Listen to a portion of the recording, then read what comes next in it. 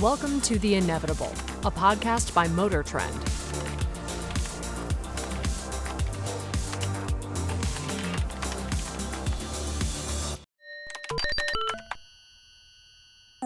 Hi there, and welcome to another episode of The InEVitable. This is MotorTrend's podcast where we talk about the future of transportation, the future of mobility, the future of the car. Where are we going? How are we going to get there? I'm Jonny Lieberman, joined as always by Mr. Ed Lowe, head of editorial at MotorTrend, and with a special sponsor message. The InEVitable Vodcast is brought to you by the all-electric Nissan Ariya, inspired by the future, designed for the now. And right now, let's get into our question of the episode. Yes. So we have a question from Declan Casey, who asks, will we get to the point with hot swapping batteries that we have an all-electric competitor at one of these 12 or 24-hour endurance races?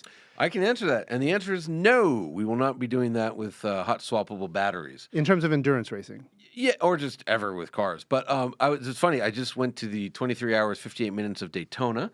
I was there with BMW, and I was speaking with Frank van Miel, who's the head of BMW's M division. And somebody asked him essentially that question, like, what's the future of electrified long-distance racing? And he said, very simple, it's hydrogen. And so it's still electric. Remember, a hydrogen fuel cell vehicle.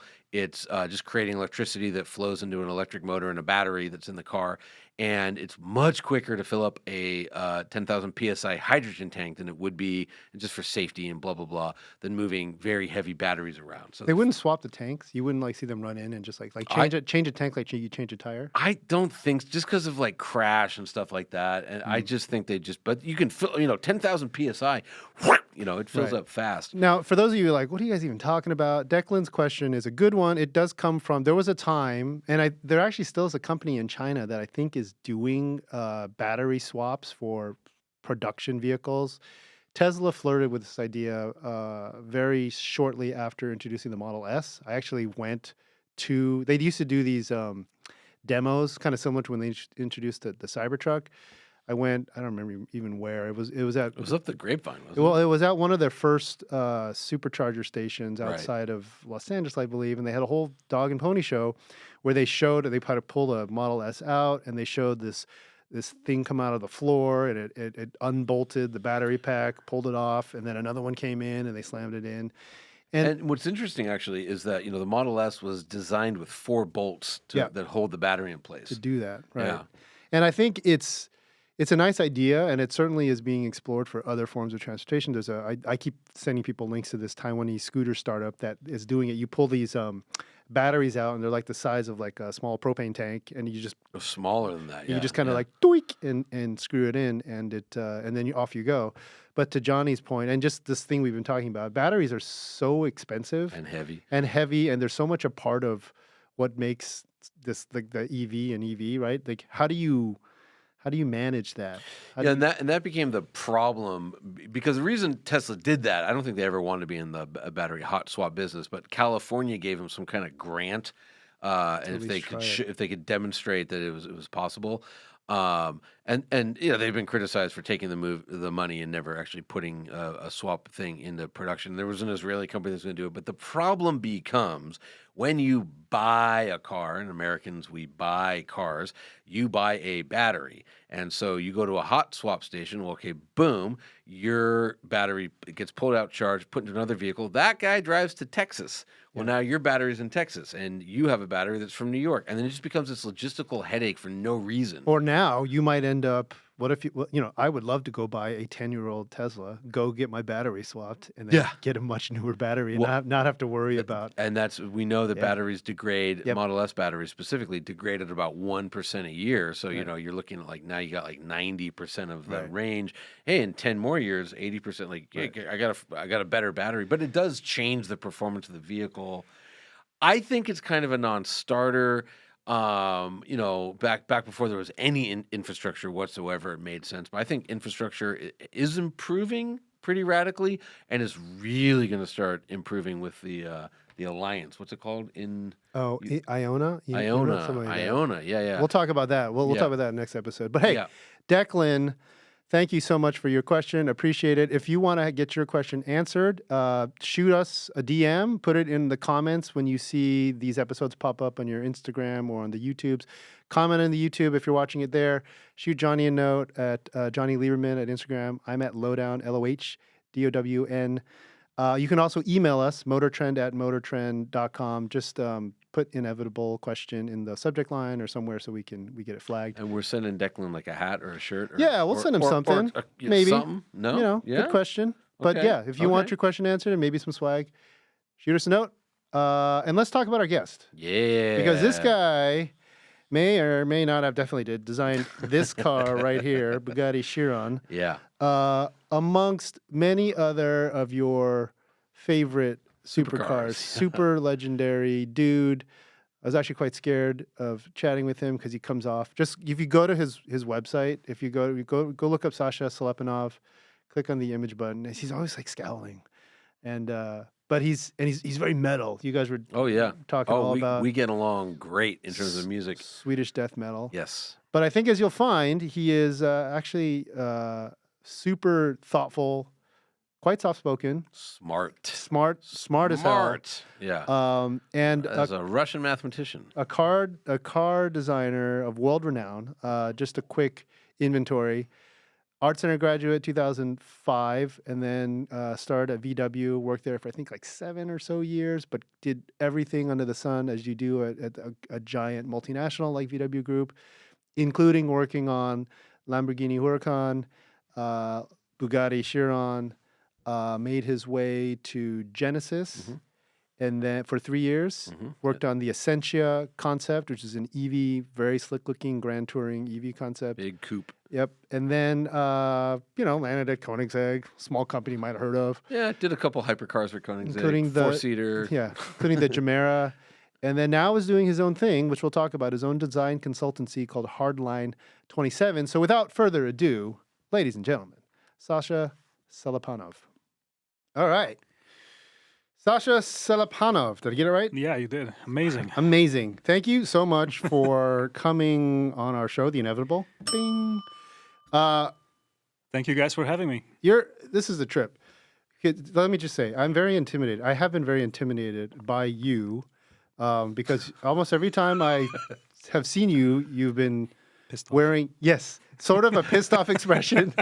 And that's just Russians. Ed. Like they just sort of, if it's sunny, they're upset. All black, probably a heavy metal T-shirt. Right. When everybody else around you is wearing a suit, and you're usually in front of a stunning car that you had some, hand in designing, but you always seem like angry. But you're here now, and you don't seem very angry. So you guys are beautiful. So we can make him mad. I know his buttons. I can push his buttons a little bit. Also, what's a trip is if you are listening to us, this is half of this audience is a podcast, the other is a video podcast. He's kind of an imposing looking dude, but his voice doesn't match. He comes off as kind of quiet, and as you'll see. And again, not to stereotype, but very articulate and super, obviously very smart, and a student of design and now a teacher. But yeah, it's great. It's great to have you here. I'm so happy that you decided. You're scaring Ed. I'm scared. But I know how to start this one. All right. So the other night, Sasha and I drove the Cybertruck. Oh yeah, that's true. And you had, that wasn't the most enjoyable part of the evening, though. No, not even close. No, not even close. But let's start there. Yeah, but you had some your take on the Cybertruck. Yes. As a designer. Let's start from the design, and then I want to hear about the drive. Yeah. Yeah. So obviously, right into the heat, right? The big question. Yeah. Okay. Well, you're the first. You're the first, A tier, whatever you call it, top shelf car designer that I've heard talk about the Cybertruck on a personal level. Right. I'm willing to repeat what I said. Yeah. Okay. Yeah. For the audience who doesn't know who this person is, let's just give this. We'll give 15 seconds. No, we did an intro. They already heard it. Oh, right. Okay. So So let us know what you think of. Ed's out to lunch. He's so scared by Sasha. I am scared of Sasha. Let us know what are your thoughts. What were your initial thoughts about it when you saw it? Like saw them try to break, accidentally smash the glass, and then in person after sort of running your hands over it or whatever. Well, I guess a little bit of a disclaimer is I do like extreme things. So that's just generally where my tastes always lean towards, both in cars and in music and whatever else. I just like things that are making a difference. They look not like everything else and somehow, some way exceptional, usually more challenging in terms of public acceptance. Like, again, going back to my taste in music, most of what I listen to would clear a room in a heartbeat, right? Nobody would pay money for that. I'd hang out. I'd be there. You'd hang out, but with rare exceptions. Yeah. So same thing with product design and car design. When something comes out that is truly out of the box and exceptional, I don't think anybody can deny Cybertruck being that. It kind of pleases me. So I was always predisposed to liking it. When I first saw the images, I was obviously like, what the actual F? This is just crazy they did this. And of course, there's tons of background to these themes. They all come from the 70s. There's the wedge cars in the 70s. There's the show cars that Italians did, the Giugiaro stuff, the Gandini stuff, the Countach, the Stratos Zero. There's so many things that are kind of the prequels to the Cybertruck, but then people at large, they don't know those cars. For them, they're of no relevance, and they see the Cybertruck, they think, oh, it's completely without background. It's this wild, Right, it's obnoxious thing, unprecedented. Right. Yeah. For me, it wasn't. It was more like finally somebody's brave enough to truly tap into that wedge car era. And of course, there's also a dystopian aspect mixed in for good measure. There's a little bit of sci-fi, dystopian, definitely not a utopian, but a dystopian sci-fi.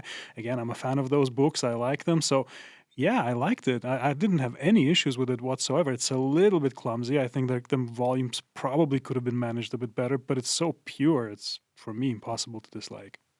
And then, what did you think? Was going from seeing pictures of it to look? We were standing on the street in Venice, staring at it, like, and In also person, the actual yeah. size of it. Yeah, I think it's plenty of holy shit factor in it. Yeah, it's just really.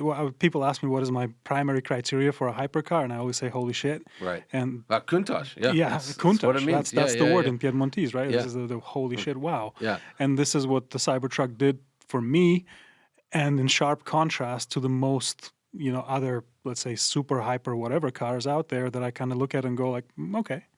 Nice. But Cybertruck is not a hypercar, but yet it does deliver on that kind of Countach factor. How much of that is the choice to use stainless? Like if it was, I keep thinking like if that car just had like traditional powder coated like aluminum or sheet metal, would it have that same presence? Or do you like the stainless decision? Or? I do like it because it just adds to the cool factor, but I think obviously the car would lose a little bit if it was painted in your like Toyota beige and a bunch of layers. I saw like a real cherry red brash wrapped Cybertruck cruising downtown the other day, and it really popped. It was like even kind of more shocking. Like it looked finished, and even more aggressive. But it was it was like a hot rodder kind of black cherry wrap, and it was just like whoa. And you've never designed, to my knowledge, a pickup truck or even like an SUV, right? You've only done supercar, hypercar, 4-seat hypercar.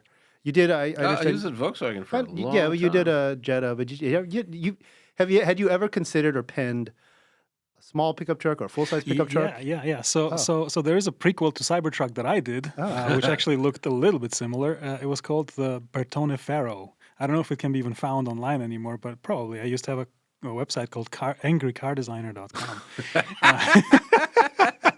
Okay. That's great. So that was a place where I kind of vented my Pharaoh, anger. F-A-R-R-O? No, like the Egyptian monarch. Oh, Pharaoh. Yeah. All right. Yeah. So Bertone Pharoah, and that thing was pretty much a wedge Cybertruck shape, basically, with giant wheels. It was very clearly a Lambo, but I didn't want to put a Lambo badge on it. So it was basically a Stratos Zero with monster truck wheels. And a bed? Had a real bed? It didn't have a bed. No, it was okay. mid-engine, so it had something more valuable.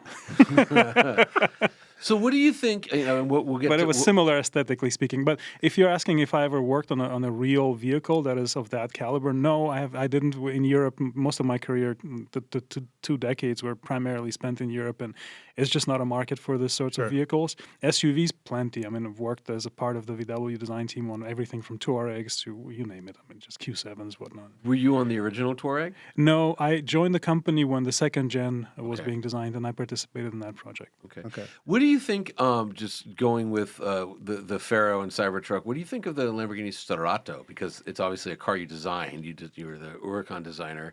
What do you think of that? I love it. I mean, when I was at Lambo, I spent a couple of years there. I was part of that design team, as you mentioned, on the Huracán exterior.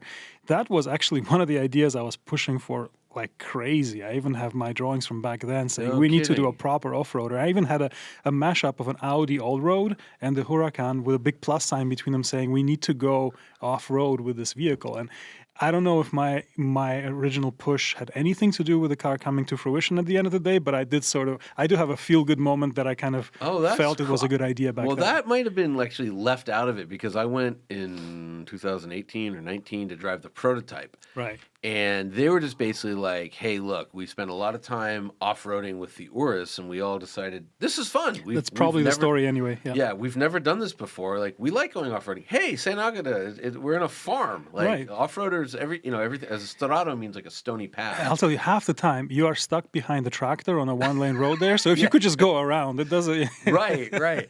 And, but that's interesting. I didn't know that you'd done an earlier design. Because... But let's go back to the Cybertruck, though, when you guys you drove it for all of 2 minutes. Very briefly. Just around the block. Yeah, look, I mean, but I have two issues with the Cybertruck. One is that, like, the bed is, you can't reach into it. But it's just like any full-size truck, you can't reach into it. But this one's even... You can only reach into it, like, at the back, right? Yeah, but it's just it's just cockamamie. Yeah, but that's a small thing because most full-size pickup trucks, no one's tall enough to reach in. But... I don't understand why it's steer-by-wire. Like yes, if you're gonna like say, hey, we can move the steering wheel anywhere. So if you need to, sit on the roof and drive, okay, fine. They didn't do that, and the steering wheel is in a place where they could have a steering column, so it's just cheaper to build. But the first thing I did, I walked up to it, the windows down, I grabbed the steering wheel, the car was off, and I turned it all the way, and the wheel didn't move, and I was just like, as a driver, I don't like that. But I will say it felt extremely high quality. I thought like the fit and finish of the interior, while plain and boring as all Teslas are, felt a level up from other Teslas I've been in. It also felt like it was sealed and like pressurized. I'm sure they're going to send one to Mars when they go to Mars, and so it has a way to like seal or something like that.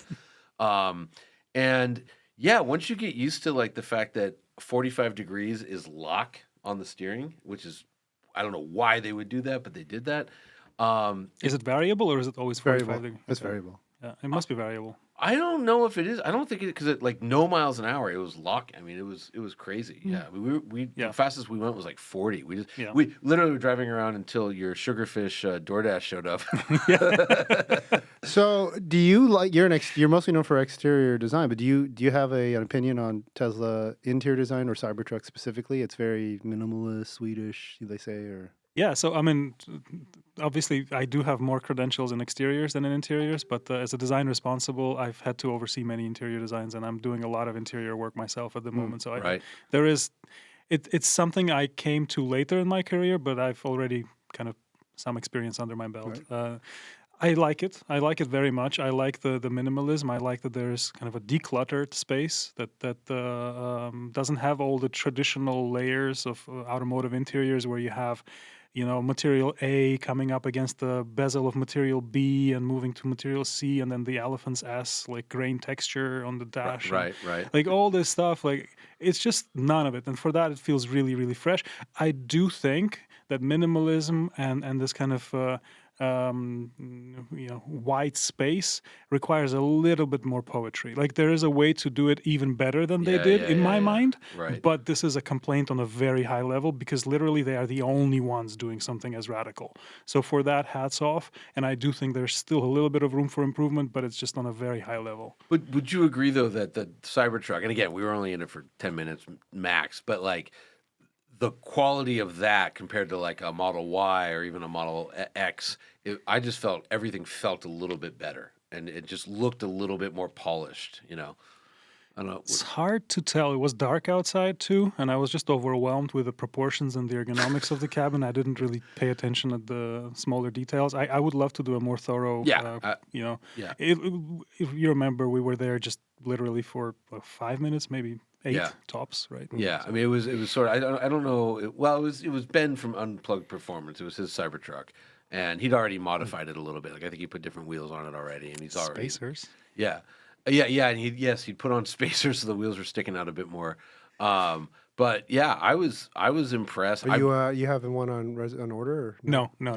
I don't need one. Okay. I'm wondering how many people are actually going to use the truck aspect of it, because it's going to make a lot of people switch from. It just has a ton of cool factors, so I'm sure there's going to be more people jumping from a Model 3 or a Model S over to Cybertruck than really abandoning an F-150. And Well, the price gap is huge, though. The step from, Model 3s now are like fire sale cheap. I don't know how you can make that gap. I'll tell you one thing. Yeah. One oversight is the overall length. I have a buddy who's like has one. He's ready. His number came up and he measured his garage. He's like, it won't fit. Yeah, it is big. It's too long. But like 3 inches. pickup trucks, if you're a pickup truck person, that's a problem. If you have a full size pickup truck, it's the same length. And curiously, the F-150 has a 5.5 foot bed, the Lightning, and the Cybertruck has a 6 foot bed. So if you really are moving stuff around and you need a lot of bed length, Cybertruck wins there. It tows more than a Lightning. Like it's impressive. They got a lot of the specs pretty good. I just and yet still didn't deliver on the promise Elon made in which was everything, the range. Oh yeah, the power and the price. Yeah. So, the price went way three up. small things.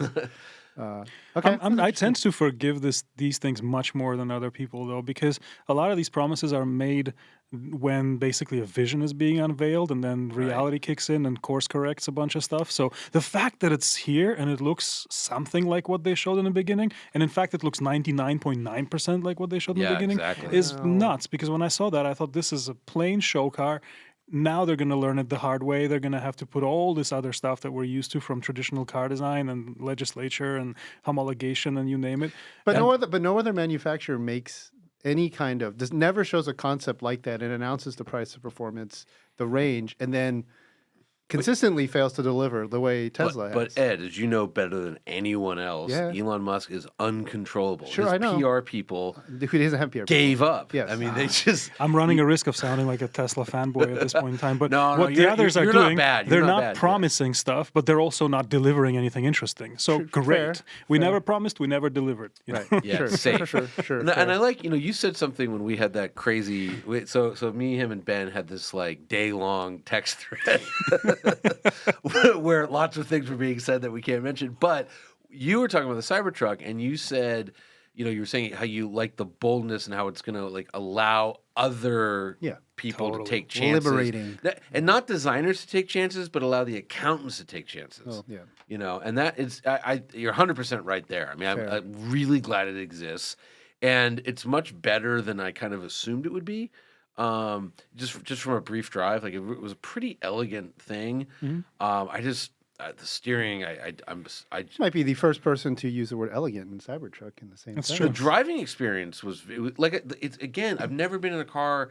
I'm driving this Rolls Royce. It's not pressurized. You're aware of the outside atmosphere. This felt like there was positive pressure pushing out. It was a bit strange like those feeling. quiet comfort headphones or whatever you put on, just goes like... Yeah, and I think it does. quiet. If my understanding is, I looked into it afterwards. It does like pressurize. Well, it must be that. It's the same. What do they have? Biohazard. Biohazard mode in the Model X. Where Yeah, it's but positive air pressure. But I don't think those. I've been in a lot of those. I don't think they're sealed as well as this thing is. This thing seems really. I mean, everything's thicker and more weather stripping and all that. So don't eat Mexican food before you drive. Oh, damn it! Hey, don't kink shame it. Okay. All right. So I did do some research on Sasha. I listened to Ed should have been a spy. Matt Farah's podcast with you and Smoking Tire. And one of the things that he mentioned was, it got me thinking. You're a graduate of ArtCenter in 2005. Yeah. And you talked a lot about how you have sort of this mixed feelings about clay because you mostly do your designing on computer. Right. Are you then? Is it fair to say? Because now that's it's almost just 19 years ago. Are you part of this like first generation of truly like computer enabled car designers? And my reference point is I went to school. I graduated in '98 from college, and I was part of the newspaper there, and I love photography. And my second year there, they ripped out the wet lab, the photo lab, because they're like, it's not the future, guys. The future is this thing called Photoshop. The future is computers, and it was true. You had a pretty long discussion there on the smoking tire about how you know you can do things now by yourself in a computer that you don't need essentially a clay modeler for. So back to that question: do you think you're part of this first generation of computer designers? Oh, it really felt like that, yeah. So my first internships already when I was coming into work with a laptop, and that was the time when people still had one workstation per design department. Right. So they didn't even have each desk wasn't equipped with a computer, and all of a sudden an intern shows up with their own private laptop. Like, wow, what are you doing with that? And I'm gonna sketch with my Wacom pad, and I don't need to do pen and paper, and I'm gonna build my own alias models or 3D models, whatnot. So I was definitely seen as a kind of a tech kid, bringing all this weird stuff, disrupting a little bit. People appreciate that. There was definitely no kind of hostility from the experienced designers or anything like that. They were happy to see kind of the change of tide and shift of generations. But I have to say, I'm not the tech kid. I'm not that guy who is just jumping and falling in love with technology. I actually have a serious appreciation and a soft spot for the analog way of doing things and the traditional way of getting things done. And I like to think of my approach is very unusual because I am doing what clay guys are doing in the computer. I'm not doing computer models as computer modelers would do them. I'm doing them as a clay modeler. So you're surfacing within digitally. Yeah, I'm surfacing digitally, but I don't want to bore you guys, but the way 3D modeling is taught is unfortunately coming from, it's like a lineage that starts off with mathematicians. So these mathematicians, they are the ones who came up with NURBS, with Bezier curves. These NURBS and Bezier curves have given a so-called A-class design philosophy its grounds, and then some of the, let's say, engineers who are A-class surfacers have this very rigid way of building up 3D models that complies with all the single span, whatever nonsense they want to do. And this is the right way to go into tooling. This is the right way to go into production. And this is always seen as the final step of the design process. So when the clay model is done, all the reverse engineering has been done, checks with engineering complete. This is the final step, in German called Strack, where you actually produce this watertight, bulletproof CAD model of the tooling for the car. And this approach trickled down all the way to creative phases, where the CAD modelers are using almost an arsenal of tools that is not geared towards actual creativity, but is more of a final set of tools that are used for panel making, tool making. This is not how we work. This is not how I work. I learned so much from the clay guys. I watched them work diligently. I asked questions. I was a nuisance. I was annoying them. And I learned how they work. It's totally different. First of all, they don't actually construct everything to rigid intersections. There's a lot of what they call, the feeling from your hand and the human touch. It's because they're doing it by hand. They're sculpting. They're putting their heart and soul. There's kind of a movement of muscle. There's a movement of your limbs and digits, across the surface with slicks and tools. And the key here is volume and sculpture is primary and the curves are secondary. The curves, a designer always knifes a curve in or tapes a curve on a completed surface, and the surface gets adjusted, but there's always a volume to work off of. In 3D modeling, you're putting these curves in free air. Right. And then you're stretching sheets of surfaces between them. That's the wrong approach. What I'm trying to do is I'm building big volumes and then I'm trimming them away. Right. So it's a little bit like similar. A sculptor, exactly. Right? It's more sculptural. There's the statues in the boulder somewhere. You got to get it. Yeah. Could you give us an example of a car that you think maybe the design suffered a little bit from too much of this A-spec? Because I hear what you're saying. I just want to give some examples to the listeners. Like, this car has too many mathematician curves on it. Well, I think that the car design, as any kind of applied field, is always influenced by the status quo in tools. So if you look at how car design has evolved, you can always kind of trace the eras of different tools coming into action and those tools dominating the design world. Sure. It's a little bit like if you look at art and you think of, let's say a relationship between, I don't know, like Jackson Pollock and quantum mechanics. Right. Quantum mechanics is the new big thing. Everybody's talking about it. Nothing is certain. All of a sudden paintings come on that look like nothing is certain and look wild. And the same way car design in the, let's say, late 80s, early 90s, and into 2000s went through a very heavy digital phase when things started to look a little bit more rigid, constructed, sometimes more planar, sometimes more basic. And then it sort of, clay had its kind of a comeback where everybody said human touch is important, and more sensuous, more beautiful surfacing came back. A little bit of 911 feeling in the cross sections, fenders, and transitions between surfaces. Less theme driven, more sculptural. So themes are kind of these rigid lines on the car that you're trying to build towards, very digital in a way, and then volume and sculpture and more of a kind of natural analog expression, 911 like, comes back now. My point of view is that you should never be able to tell which tools were used. Right. Like you should look at the final result and say, this is what I like or this is what I don't like, but there shouldn't be a trace of tool left on it. I've just never heard it defined that way, but if you look at like cars from the 20s, they're pretty slabby, and then all of a sudden they figured out how to curve aluminum panels, and then suddenly in the 30s you get this explosion of Fagoni and Falaschi and Delahaye's and Bugattis, where suddenly then there was that moment like the Type 57 Atlantic, they could do half a curve, so they bolted them together. But then Fagoni and Falaschi the next year was able to, they got the alloy right where they could do a full curve. Mm-hmm. And you're right, it's the tools. The tooling got better. Yeah. The materials got better. Yeah, and then they started to develop try to put in the theories of aerodynamics into the cars, and then you can start to see. Yeah, it's tools and the science. You're right. But then stamping came about, and so what if you stamp something at first flat, and then we can stamp with like curves, or then VW Audi we can do like these crazy lines, we can do these. Super precise. Yeah, 3 millimeter. What's the 2.5 technically? 2.5 millimeter line. Which I remember with those. There was I think it was an Audi A3. And I was like staring at it. I'm like, this is insane on a $25,000. Tom Gale pointed it out and said, "This is a total flex. This is like it is a flex. This is Audi VW Group telling the rest of the world F you, like we can do this, but only in the way that almost nobody understands." Yes, yeah. It's so German. It's so like.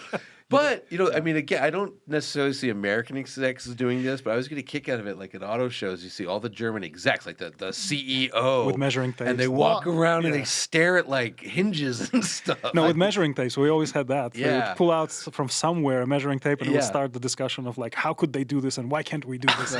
Well, I heard a follow-up to a similar story about the Germans, the VW Group, they do Audi does such a great body crease here.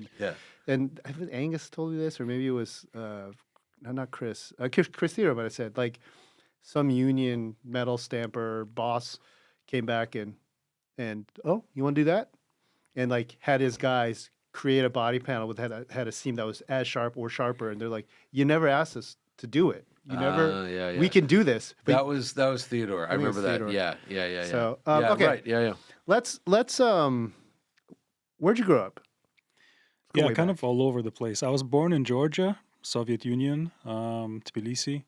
Lived there until I was 9 years old. Living got tough. My dad moved to Moscow to start a business. Soviet Union fell apart. A year after he moved us out of Georgia to Moscow, I spent the next, 7 years in Russia, in Moscow. And then came out here for my college degree, and then went to Germany after that, and the whole European trip. What's first car you? What was your car? What business was your dad doing? My dad. What business was he doing? I mean, 90s, everybody was doing whatever they could to just earn a living. Before that, he was a physicist and worked in the physics lab doing research, I think, on holograms and all kinds of pretty cool lasers and stuff. So I remember that as a kid going to his lab. But the 90s, he was doing import. He was bringing food out of Europe to Russia, and slowly but surely transitioned to making fish preserves together with my uncle. And that's what they're doing still to this day. Fish preserves. Yeah. Are they Buying still- raw fish, are kind of they- salting it, smoking it, and selling it in prepackaged, nice. beautiful. Can we get products. some? No, is there any place around here that sells it? The countries are now basically at war, so I Oh, can't that's right. really import Right. anything out. But Yeah, it's that's pretty gotta, frustrating. That's got to be yeah. tough. What was it? We'll get to your first car in a second, but what was it like coming from Moscow, tail end of the Soviet Union, to Southern California? Like, Nuts. Yeah, what crazy. was that like for you? I mean, that's got to be a crazy. You were transition. what, Yeah. like 17? 17, yeah. And so 2001-ish. Yeah. So yeah. you land in Just the beginning of 01, so like actually, first week of 2001. So you came out. land in Pasadena, and like, what are you thinking? First of all, just many things kind of coincided, right? It's my first experience living outside my parents' home. 17 years old, not fully equipped to be an adult by any stretch. And then all of a sudden I'm also in a country which feels unfamiliar. Language, which I guess I had pretty good grasp of it, but it was challenging to only speak English, to Sure. never have a chance to just go back to Russian and say what it is that I have on my mind and always search for the right words. And but I guess it was good because actually it ended up making English I don't even know if I'm more fluent in Russian than I am in English now after all these years. Yeah, but you've been speaking English longer than you lived in Russia. professionally for sure. Yeah. 100%. Right. So culture shock, wild. And then another point is I was growing up in a world where car design didn't exist Right. as a thing. Right. So I didn't have any friends who were into cars same way that I was. I didn't have any friends who drew cars or wanted to become a car. All of a sudden you're being transported into a place where everyone's on the same track, everyone's dreaming of the same stuff. And of course with time you see the differences. You understand that some people are in it more for, I don't know, a fancy career. Others just love cars. Others are more artists at heart and are just doing cars because that's a way to apply their talent. So there are differences, but this impression, Which one were you? a car guy, like I just like cars. Yeah, he's solid. Just cars. Wait, so what? So back in, where, when, how old did that start? When did you know you wanted to be a car designer or start drawing cars? I was a little kid, was very much into jet fighters. I was into cars too, and I think my first word my parents tell me was car, but jet fighters quickly overtook that obsession, and because they looked even more kind of powerful, even more badass, even more... And in the Soviet Union, you could I see mean- a And cool you could jet see them, fighter. yeah, You're so- not going to see a cool MiG car. 21s. Come on, what were you drawing? 29s. MiG 29s. Okay. Yeah. Su-27, MiG-29, my two favorite little toys. And then Soviet Union collapse was actually a pretty violent endeavor. So there was a bit of infighting. There was first breaking off from Russia. Georgia had its bloody conflict with Soviet Union to actually get out. Then inside Right. the country there was a bunch of conflict as well. Became a pretty convinced pacifist throughout that experience. Saw war closer to my eyes than was necessary, and didn't really enjoy what I saw. So jet fighters were, and probably they're still cool, but I lost the passion for Right. it. I just It's a it weapon of completely just war. went away. Yeah, it's designed for killing. And Around the same time, we were spending a few days kind of hiding away from all the violence that was happening in our street at my grandparents' place. And my grandfather had an old, I don't even know what it was, maybe an Automotive and Sport or some German magazine that was just in his somewhere. yeah.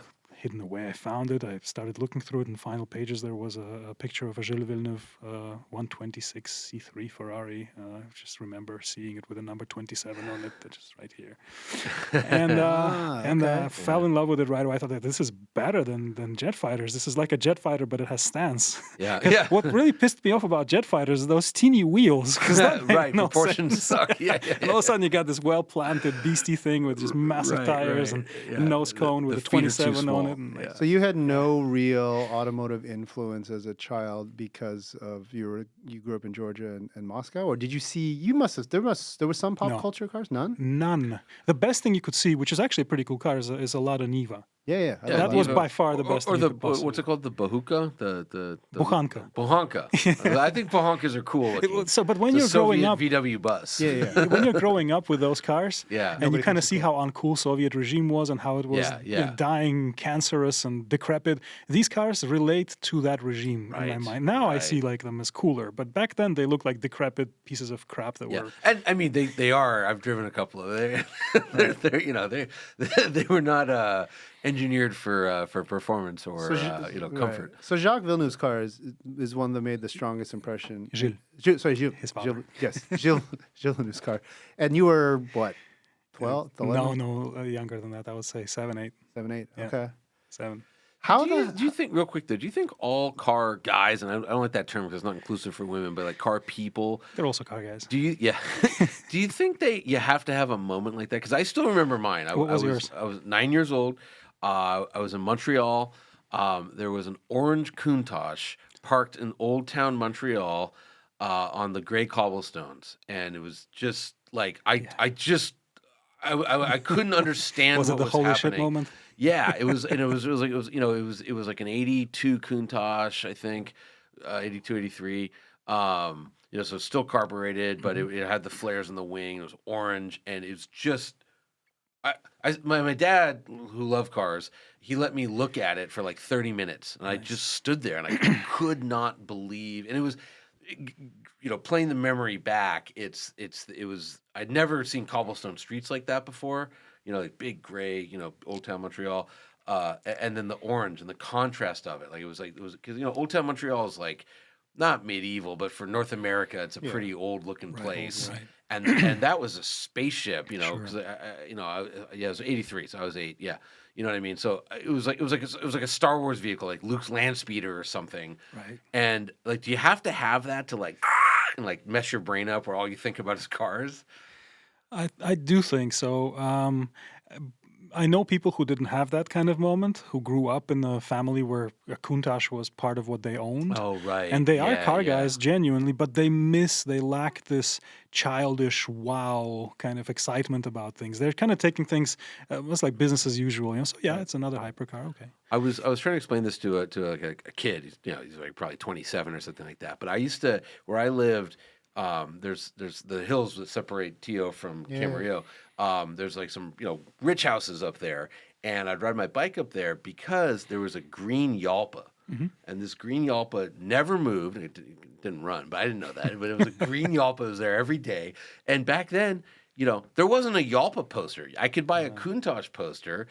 The Yalpa got written about maybe once a year by one of the 4 American magazines, and it was probably a black and white photo. So my only way to see this was to get on my bike and ride up a mountain, and I would do it like at least once a week because I didn't have a phone that I could like Yalpa and, oh, look at that. And it was, like, I don't know. So as far as making like an extra effort to see something cool is concerned, I think I had a fair amount of that as well, because like you said, we didn't have the chance to see these cars in Russia or in Soviet Union.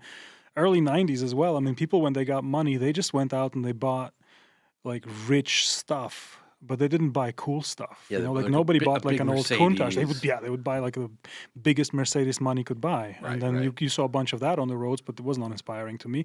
So the first time we got a chance to go anywhere at all as a family out of the country, first trip we did, we went to Hungary, and I kind of begged my parents to take me to a Ferrari dealership that was in Budapest on the main road, on the ring road there somewhere. So that was my first impression. They never let us in. I was just standing outside in front of the glass. what was that like, though? There was a Testarossa there, Yeah. and I just refused to leave. I was Right. just standing next to it, like Right. in the presence of something holy. You should go back to that. You should go back to that dealership and throw a rock through the But check it out. The next like trip, now. the next trip was already to Maranello, because I told them we have to go to Italy. nice. And we're going Nice. there. It's a pilgrimage. I'm a kid. Like, I need to go there. There's something where our brains are wired similar, because we used to do 2 weeks every summer. We'd rent a house in Newport Beach, and everybody else would go to the beach. And me and my friend David, we'd like hop on our bikes and we'd go stand in front of the Aston Martin window. They wouldn't let us in, but they had a Lagonda and they had a V8 Vantage, and we Nice. would just stand there, Yeah. just staring at these things. Like 12 years old, no time for the beach. So how did you find out about ArtCenter?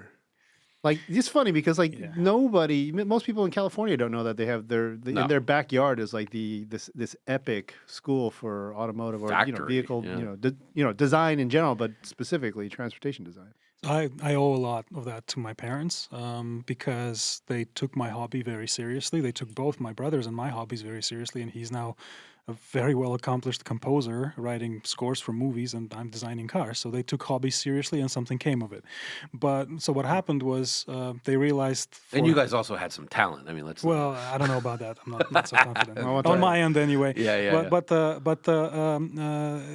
they realized very early on that while my brother could get his education and degree and career started in Russia because of how traditional and rich the music school is in Russia, but the car design, it didn't exist. So they started putting money aside. They never bought an apartment. We could have lived a far better life in Russia if they weren't just saving up for my education, which was like the commitment of the whole family. Wow. My mom wrote a letter to Ferrari. She actually sat down and wrote a letter saying my son keeps drawing sports cars and where does he need to go to school, and sent a bunch of my drawings. I remember being upset that she sent those childish scribbles to this great big company, but she did.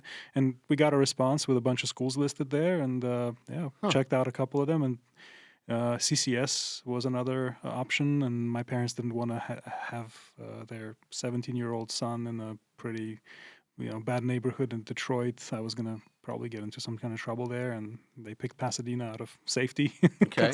Hey, I mean, you guys went through a war. We're to Johnny's point. Were you talented as an artist? Would you say that, or did it, like how good is your drawing? I think I'm smarter than I'm talented.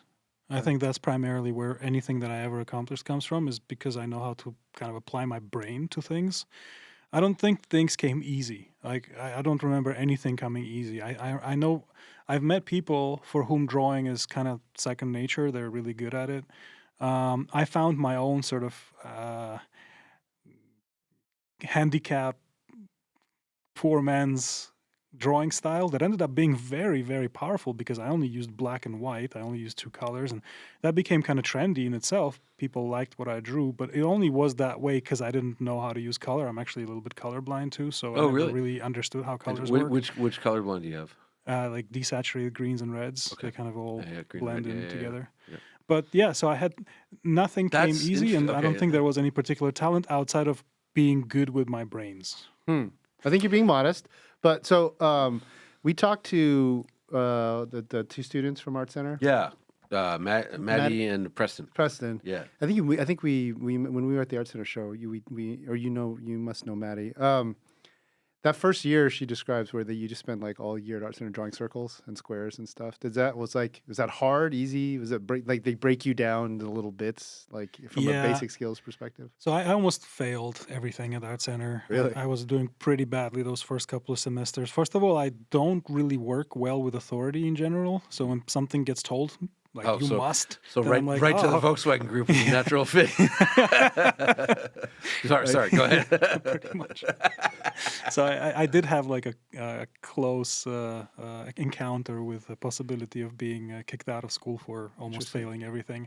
Wow. My drawing classes, I still torment my old instructors by reminding them how they gave me D minuses, and I almost failed everything. This is shocking because I want to transition to, like, I think, when you're remembered, and I think when the new one comes out, it'll change things. But like the Huracán, you and I don't want you to tell this if you can. I want you to tell the story you told me about the Huracán. But like that is in a company like Lamborghini, where they have a long history of stunning, gorgeous automobiles. Like that one really stands out. That's like podium. But how do you get there if you're so by your own volition, like untalented, and you failed your first two classes? What's your superpower? How did you get to VW and then end up doing Huracán? I actually think I'm a really good designer. Okay. Yeah, he is. Yeah, no, he is a good designer. Okay. Yeah. I'm modest too. So then, like, is that it? So, but it's in the, because I know this is what people think. Like, designers is only the drawing, but there's the conception, and there's a fair amount of selling of the design too. Very early on, I realized the drawing is an emphasized, over celebrated part of the job, where what you need to deliver is a product that people actually want to use, right? So delivering that product definitely starts off with a sketch. Right. Somewhere, somehow. But we spent so much effort trying to learn how to sell that drawing that we forget that it's the car that we're supposed to be selling. It's not the drawing. So most of the education in modern design schools is focused on visual communication skills. It's even called that. It's called VisCom. Right? There's classes that a D- that I got, that was VisCom. That was how to basically bullshit your way into winning the presentation by not doing good design, but by drawing something that is going to fool the audience into believing that that's the best thing in the room. You got to tell the Huracán story because I've been thinking about this nonstop because it's like it's a wild story. Okay, all right. Yeah. So you're at VW, you're doing Jettas. Yeah, I was working on a Jetta, and that didn't go down well without going into detail of what went down. But I was a bit too young for my own good, and I behaved a little bit badly and got kicked off the project. And I didn't just take this as a grown-up would. I kind of threw a little bit of a tantrum as well, said that I'm very unhappy that I'm being kicked off the project. And then for a couple of years, nobody wanted to look at my work because I was seen as the bad guy. Then I realized that actually working on Jettas anyway wasn't what I dreamed of. That wasn't very low on my priority list, but it's just something that was, the work that we did, the projects that were coming in, they were all responsible VWs, and all of a sudden there were these... there was a Lamborghini Huracán interior project, if I remember right, coming into our studio where we were supposed to contribute just interiors. I was an exterior team, so I didn't have an access to that project. And anyway, my work wasn't well received at the time because I had this Jetta fiasco. And I built up a couple of 3D models, just spare time, free time, and I asked my boss to put them into the presentation. He said something along the lines of, like, sure, but if you're allowed, then everybody else should be allowed. And if you're putting yours in, then what about the other exterior guys who didn't get a chance? So then we had like a week sketch phase on the Huracán project where everybody was allowed to do a couple of sketches. And then I thought, okay, well, fair enough. And then everybody has a shot, but we all put our work. There was like it was old, presentation formats where we still prepare portfolios with drawings. So we put those sketches into the presentation portfolio, interiors, first 30 pages, exteriors, final 10. And the thing is that Walter da Silva opened the booklet from the wrong side. Right. So first thing he saw wasn't those interior sketches. He actually saw one of my proposals, and he really liked it. The exterior of the Huracán. The Yeah, body, and they reminded him, they were like, oh, it's this guy that you don't like. And he was like, Little unknown designer named Walt da Silva. Yeah. he was like, he can be forgiven. And this also coincided with the fact that I worked on a quarter scale for the Chiron project, and he loved that one too. So then the Huracán drawing that I did, or 3D model rendering, and the quarter scale clay model of the Chiron, he also liked him. He was like, I can forgive him. He's good. So he had to. I was told that I need to find him and he'll give me a kiss. That was what was said. There was no kissing involved, but he did give me a hug and he said, like, you're good, like, full power. Come on, go to Italy. And I'm kind of fast forwarding many months and maybe even a year. But ultimately, this whole exercise ended up with me being in Italy, joining the team there. I have to be really honest with you guys. I am not credited as a designer of the Huracán, and I should not be, because I joined the team. I joined one more designer, Michele Tinazzo, who was working on the project from their side, from the Italian side. We were both reporting to Filippo Perini, who was the boss of Lamborghini Design, and it was Michele and me on the exterior.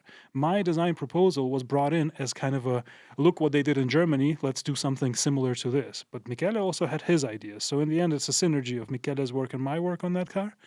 I would be very happy to acknowledge that the door having no air intake on the side is something that I fought for from the very beginning of the project. The more minimalist, reduced, and slightly more sensual surfacing on the car without too many creases, without too many kind of wild angles. That was also something that my original proposal had.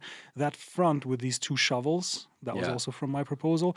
But then it's teamwork, right? The good thing about that design team, I really loved how they worked, was digital, and everybody shared the files. So at all times you had access to everybody else's work. You could open up and say, oh, Michele, I have another idea for the front. Here it is. And he would be, it's actually pretty cool. Well, let's see if it works with my new rear end. So like, there was teamwork. It was collaboration. And I mean, I think most people that are really into design, they understand that. It's really rare that you have like a Freeman Thomas who freehands an Audi TT and they put it into production. I don't think that was exactly the case either, but yes. According to Freeman, look, I'm literally, but yeah. again, super modest guy, because I Yeah. actually came into this going like, I don't remember seeing Sasha's name anywhere on the Huracán, and he just admitted like this is that Yeah. he's not getting the credit. They did release some of my sketches, which was really cool. Filippo texted me, I think, a couple of years after my time in Lambo was finished and said, hey, we're preparing a press release for the car and there's going to be a design article. Would you like to submit a couple of your drawings? And I thought that was just the best day, you know? Yeah. Cool. That's awesome. And I'm just thinking So- out loud, like the odds of a kid from Tbilisi who saw a Ferrari in a magazine in his grandfather's Yeah, that was basement or nuts. whatever, and then is like working on the Huracán. I Dude. mean, the odds are zero. No, it was incredible. I remember sitting Right, there. right? I remember I mean- coming down to Italy for the first time, getting to the factory, and I was also like on a very, very limited budget, young designer, not much money at all. So all I could do is afford like a bowl of mozzarella that I bought and a little carton of red wine. And I was sitting there on the asphalt, just eating the bowl of mozzarella, the milk just running down my face, and drinking the red wine and touching the ground, thinking like, holy shit, I made it. I'm at the Mecca. Like the greats have walked these roads. Like I Yeah. get to do something cool. That's That's amazing. So- I love that. I just wanted a follow-up question on that design. So, you didn't want to put a vent on the side of that of the Huracan because this is, and I should know this, Aventador had already been It has both the vent and the door. right. Yeah, So, a vent so door. I know, I get you. But, so was it Sorry, it took me a second. This coffee's not working. Sean, was that a reaction to something within the Lamborghini like style book? Yeah, I have actually strong opinions on what Lamborghini design should be. In my opinion, every one of those cars has to start as a really beautiful, minimalist, clean sculpture. Like the same way that LP400 kicked off the Countach era, and then it sort of gets butchered and more aggressive and becomes what the posters all have on right? them. But you with go wings. from Aventador to SVJ, and there's a lot of In my stuff opinion, coming on. Aventador was already as saturated as an SVJ Yeah. should have been. Right, no, So yeah, they yeah, started yeah. with level of saturation that doesn't leave much space for upping the game. right. And with Huracan, what I really wanted to do was just go back to this purity of the original Lambos with just one clean line that is the silhouette of the vehicle. And you're talking LP 400, 500, or are Yeah. you talking Miura? Like how far back we go? I don't like the Miura. What? Yeah. See, this is why we get along.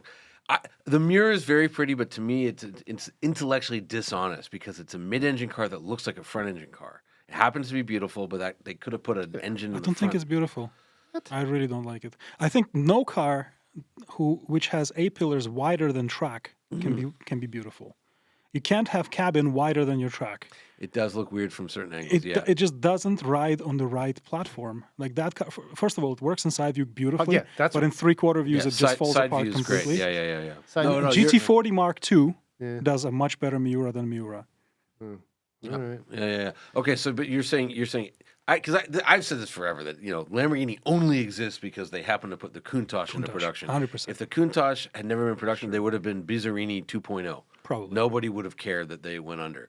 That company's been saved from bankruptcy like 4 times, and because the strength of the Countach design, it's too good to fail. You have to keep a company like that building cars in that model. Completely So, agree. I think again, you and the other team members, but you captured that with the Huracán, because I remember the first time I saw that. What was it, Pebble Beach, maybe in 2014? I think the unveiling was probably Frankfurt. But like outside, sunlight, Yeah. flesh, and I just couldn't up. It was the side. It was the side and the way the doors went under, Mm-hmm. and I was just like, that is the most beautiful car. And I was telling people. I always rank my Lamborghinis, and I was like, it's the second. Countach is the After first, Countach. and then it's Huracan. They're like, Miura. I'm like, yeah, it's third. But LMO02. I do have a Well, soft Alamo spot. 02 is I do have a first, yeah. soft spot for the Murcielago. I know we don't fully agree on that, but I do like the Murcielago. I like the Murcielago, but it's a Belgian. It's a It's Belgian Belgian, Lambo. yeah. Yeah, Nissan it's headlights. It's a weird looking. It's cool. It's cool like it. for sure. It just doesn't like. Countach, Diablo. All right. Then you have this very Belgian-y looking thing, and then Avented. It's out of place. I mean, I know Luke is Belgian, but I think it's more Audi DNA that reads yes, in it. yeah, Audi too. Yeah. I call it Belgian because So- it's just like it's odd. Because you mentioned it, we have to talk about it. Like when you mentioned you had done the Chiron design before you had got into the Huracan. Right. How did you end up doing? So that was like in a parallel universe where Okay. things don't fully make sense. Okay. Yeah. So let's. How did you? Can you talk about how Yeah, you yeah, I ended up can. working Basically, at in short, the design that I did, the project wasn't the Chiron project. It was the next generation of Veyron project at the time, and Okay. the company wasn't even sure they were going to make the next generation. They were evaluating Galibier and other plans, and this quarter scale, we did it. There was a bunch of other quarter scales other designers did, but the program didn't really kick off. It was just a trial run to see what would the next generation look like. Then that project came back with a vengeance much later, and I was part of that kind of restart of the project I was very much involved in, but my original quarter scale that kind of opened the doors for me really does date back all the way to pre-Huracán times. What's your level of excitement when somebody says, "Hey, you get to can you start sketching the next generation Veyron?" Are you like, Completely crazy. Okay. I still remember Anscheid, actually, Achim Anscheid, the boss of Bugatti Design, who just very recently, actually, I think he's going on retirement. Yeah, I interviewed him at Pebble. It was his last hurrah. Yeah. Cool guy. Cool guy. So he actually called me and he's like, I don't want you to get too excited, but do you have time tonight to do a few sketches? I'm like, sure. What do you need me to sketch? And he's like next generation Veyron. But do something that looks good. what year is this? I think like 07 or something. Do you just like fall on the floor? Like, where do you even start with that? Do you start like? Well, real quick, also that question, but also like I love everything about the Veyron except maybe the way it looks. It's a little, it's dumpy. not my favorite. No. Yeah. So, are you like, oh God, it's gonna look like that, or are you like, I can do better? I was very excited to do better, Okay. and I thought I could do better just because some things on the Veyron that didn't work were low-hanging fruit in terms of fixing it, in my mind. Yeah. There were some genetic things that were much harder to fix, like, for example, the fact that the transmission is in the cabin and pushes the seats as far out as they are and pushes the window barrels very far out, doesn't allow for a shoulder, really, on that car. So there are some architectural things that you wouldn't be able to fix as a designer, especially at my level back in the day. I wouldn't be able to challenge the architecture of the car back then. Right. But there were also low-hanging fruit, like the dumpy expression of the face, the slightly too narrow taillight position, and the fact that the car kind of looked a little bit like a Christmas tree that always picked up in height. If you look at it from rear view, it sort of kind of keeps growing. There's never a moment when it settles itself. It's not really planted. But that car's got to be so hard because there's just so much like plumbing and radiators and just like parts. There's no less of that in the Chiron, if not more. And it comes from a really beautiful drawing, or a set of drawings that Joseph Caban did, a really fantastic designer. I just think that those drawings should have been less dogmatically interpreted into the full-size model. Like it was just a very dogmatic interpretation. Here's the drawing. It's really beautiful. It was also very Bauhaus at the time. Everything had to line up. Everything was on the grid. Everything was drawn with like a set of very rigid design. It's very like that 2004 PX. This is which, how by the way, engineers I really like that whole philosophy. I just think that there needs to be a slightly more automotive hand executing it, and then it looks great. But would you say the same thing? Like, and I get it. I never thought the original Veyron was like gorgeous, but I also didn't really like the EB110. But I think it's cool. Like it ages well. EB110, that car still excites me. Like, always liked it. Yeah. But isn't it like? But it's like it's a kind of evocative of that moment in time, right? Like it looks that way because of the people involved in that era. So definitely, like although EB110, I mean that is one of the strangest stories in car design. Yeah, you know the story of that? Like Gandini made one, and they're like everybody made one at the time. But I think Gandini got they built a prototype. And they said, could you change it? And he did his typical, like, the maestro has spoken. And he wouldn't change it. So they literally got the architect of the building. They're like, could you tweak this? And he came up with that. It's like it's the only car he's ever done. This fantastic book, Romano Artioli's, what was it? I don't remember. It's not even that big of a book, but it's a fantastic read. Really interesting. Yeah. I'll look for it. Yeah. So fast something forward. like my Bugatti and Lotus Nightmare or something. Yeah, that poor guy. I mean EB110. So you do these sketches for Achim, and then the project delayed or shelved, and then you come back to it a few years later? Yeah, so while I was at Lamborghini working on the Huracán, there was already some whispers of the fact that the project might come back, and I just, I rang people at Bugatti and I said, guys, remember that quarter scale model that everybody liked? I would love to be a part of this project if I can. And then Achim said, yeah, you know what, actually we have a position in the team for an exterior lead, and why don't you then join us and be part of Bugatti, and you can continue on this project, and it comes back to life. There was obviously way more thrillers and roller coasters involved, but So, summary of it. so you then moved? You had to move to. I was moving all the time, and it was actually pretty difficult moment for us as a family because my wife Ina and our firstborn Lucia were in Berlin, and I was working in Italy, so I was flying every week. Monday 6 a.m. flight out of Berlin with a connection usually in Munich or in Frankfurt, and then to Bologna. And then Wonderful working in Italy. airports. Wonderful Terrible. airports. I spent nights there. It was crazy. Yeah, Every week. It's so, for it's a so couple funny of how years. the Germans are the most efficient people on earth, except for the Frankfurt airport. It's like, Or for train stations, yeah, or for their yeah. trains. It's so weird. just It's so nuts. weird. So yeah, traveling a lot. And then Bugatti studio was actually not far. It was in Wolfsburg. So Okay. it's Oh, it's not in Molsheim? I thought it was no, Molsheim. Molsheim is the production site. The Okay. development and engineering and design was happening in Wolfsburg, and that's a 2.5-hour drive Yeah, from Berlin. Autobahn. It's right So, there. yeah. That's like the straightest part I of the did that Autobahn. for 5 years, I think. So every What time were I you would- driving? and brand new GTI every 6 months, and I would put 80,000 kilometers on it in 6 months and then trade for them. How fast would you go?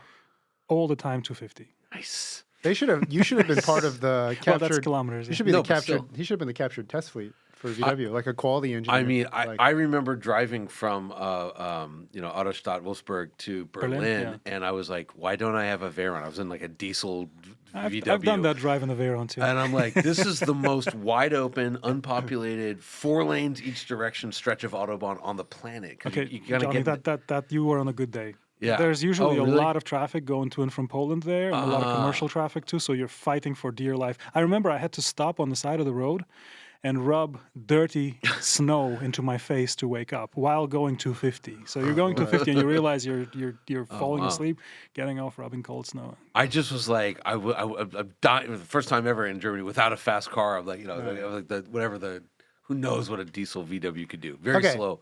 I gotta do this because I've been sitting on this thing this whole time. Uh-oh. When you see something like this, when Pull that out of where? out of my pocket. So, okay, for those of you listening Yeah. at home, this is I remember I gas station, I yeah. texted you from Yeah. this CVS. Yeah, CVS. Because they had this. funny. This is it's actually quite expensive. It's $18. Whoa, $17.99. 124 scale Bugatti Well, there goes our budget for the year. Chiron. It's not badly made. No, it's actually not It's bad. a The Maestro. wheels are stanced a nicely. Maestro. Okay. It's not awful. Okay. When you see something like this, you kid from Tbilisi, and are you like blown away? Are you like, is this like, what was the moment when this thing, was it like when it was unveiled? Or were you with, Yeah. were you with Bugatti when Yeah. it came out? Yeah. Okay, cool. So because a lot of times designers, they move around and something they worked on that they drew. Yeah, 6 years go by. So yeah, and they're at a totally different company. No, I was still there, and we had a couple of other projects that we were working on, so I was still very much vested in the company when that thing came out. Vision Gran Turismo came out 6 months prior Right. to the Chiron unveiling, and by then Chiron was already obviously in the dry docks. It was finished, so we knew that we had 2 very exciting unveils in the next 6 months, and another program was still very much alive and kicking. That was Galibier. No, it was the what later on was shown as the Atlantique concept. Oh, right, yeah. That was also an exterior that I was kind of very heavily involved in. Right. So no, I was with the company, and what do you feel? Amazing. You feel completely like speechless. I definitely take a moment every single chance I get to look back and contemplate what an amazing journey it has been. Like, I'm not someone who takes things for granted.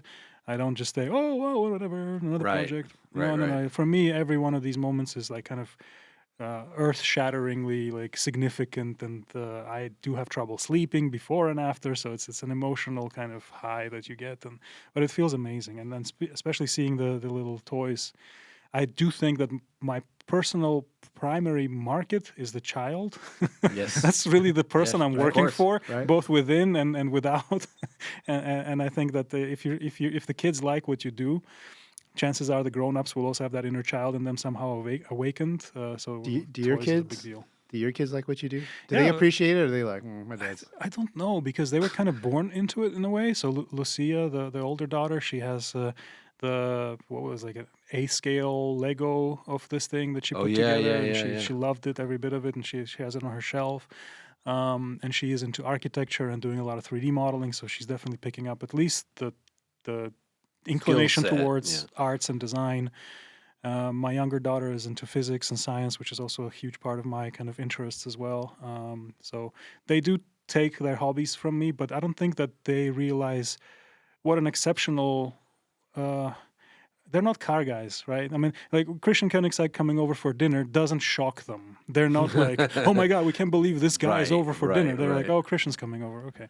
So that was our time at Koenigsegg. They weren't shocked that we had Christian and Haldora over for dinner. They were invited over to their place frequently. Sure. For them, it was just this, family that we know in Sweden that sometimes we have dinner with. Right.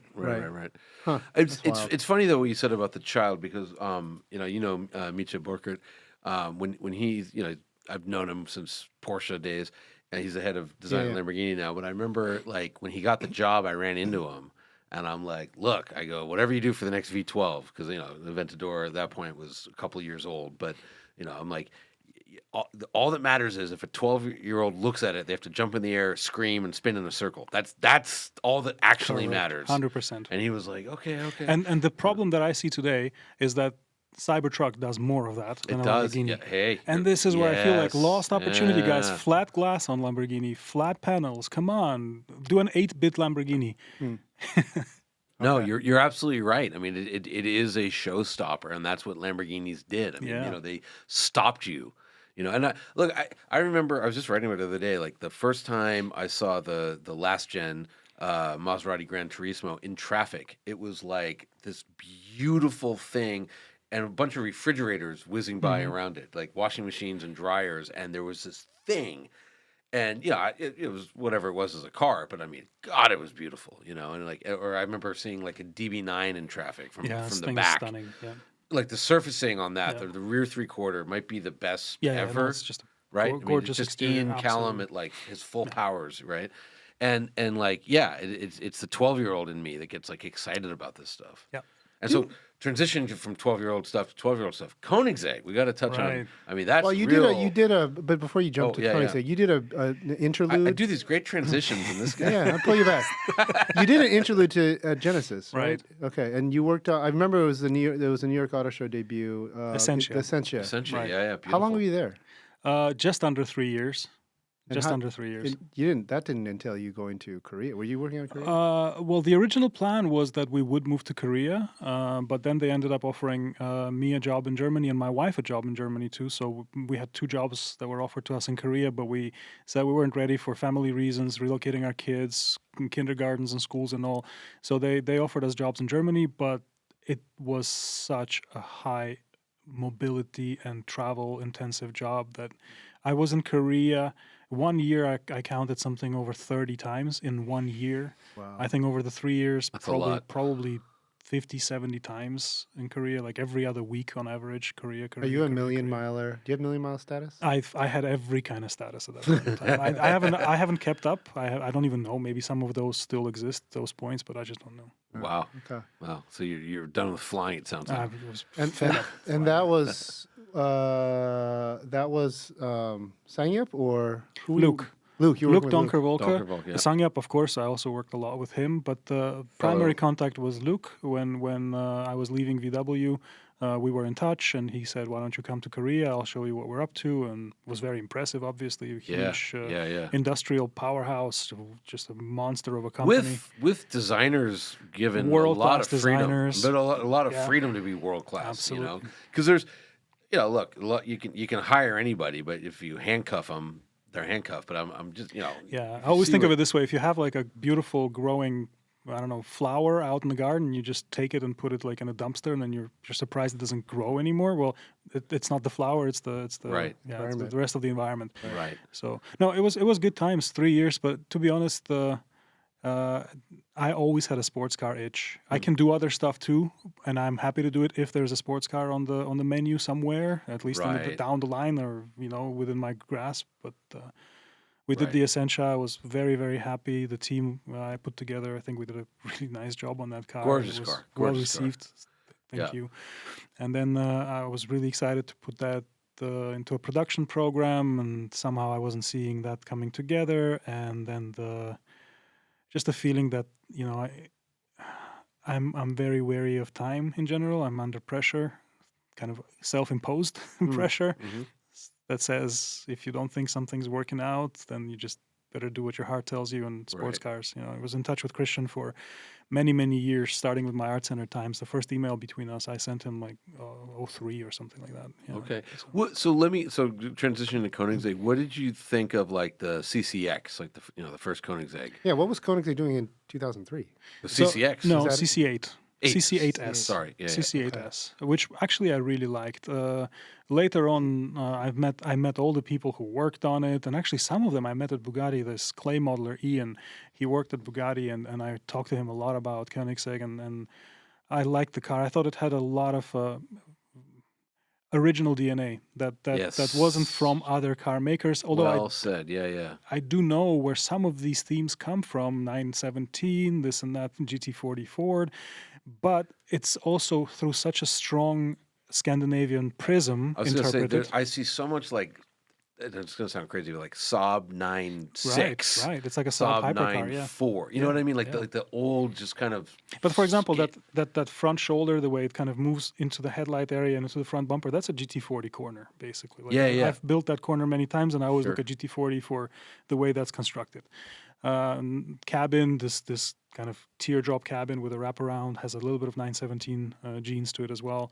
Christian very openly talks about the original set of influences, but the key is when there's such strong character in the team and in the designer, and I would say Christian is the designer of that car in my mind. Yeah, it gets all these inspirations get interpreted through such a powerful, unique mind that they end up being something else when they come out. You can't just say, well, that's a GT40 corner. It is Koenigsegg, and it's whole and it's complete. So when you got there, the first car you were working on, the 4-seater was the first one? The Gemera and the CC850, yeah. CC850. So the CC850 is the one that has the wacky transmission that can be manual or automatic? Yes. Okay.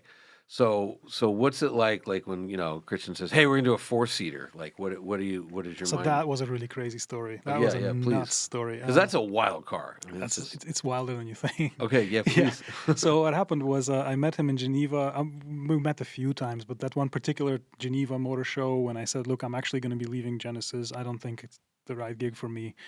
And he said, "Oh, it's funny you should mention, because we are working on a very exciting project and we might actually just need your help. So why don't you come to Engelholm and check out what we're working on?" So I went to Engelholm, and he presented these technical drawings of the 4-seat car. And I had this insane deja vu moment, which happened to me every once in a while. Now I'm always thinking, it's going to pass. That's going to pass. Right. But it wouldn't pass. So I came home after the trip. I was really impressed, blown away. The facilities, the team, the motivation, the spirit. It's really like a skunk and the work innovation. series. The innovation is Yeah. awesome. Went home. I thought, I've seen this technical drawing somewhere. I couldn't have. Did he release it on the internet? What happened?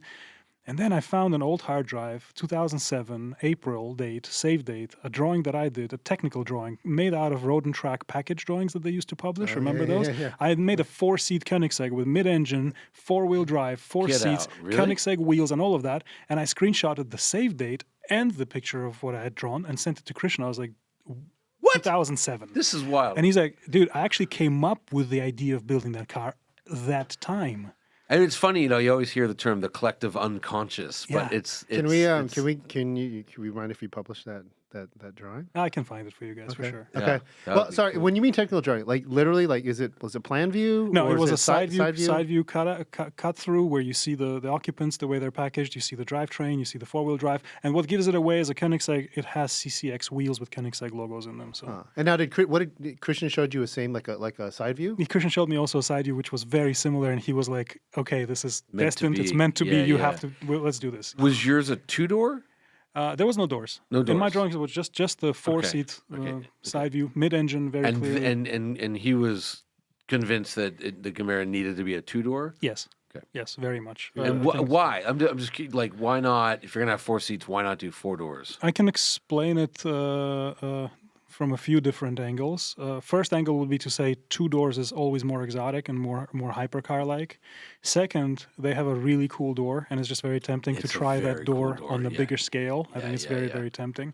Another point, no B-pillar. Yeah, very easily you eliminate the B-pillar. You could also do the RX-8 trick where the B-pillar is on the front door, on the rear door, and you kind of lock it into place. But yeah, no B-pillar.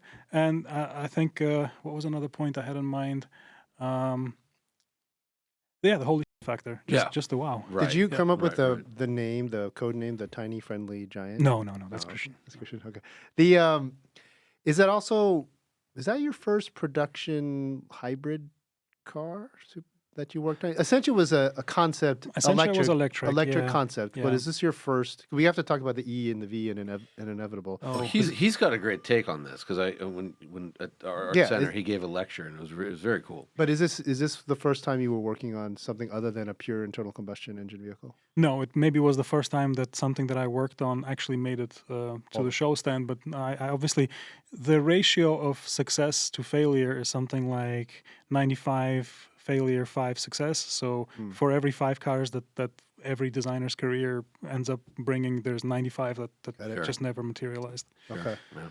So what is this? What is your take on? I don't know if you want to diverge from. Well, no, I was just I look. You can say it, but it was lockstep in line with my take on EVs. And if I may paraphrase, you were talking to all the art center people, and you said look, for 99% of cars they should be EVs, but for the exotic stuff, it doesn't make it's like you want to have a big V12, naturally aspirated V12. I think so. Right? I mean, that really kind of that really sums it up. First of all, I think that there's a bit too much emphasis placed on the drivetrain as a defining parameter of what a vehicle is.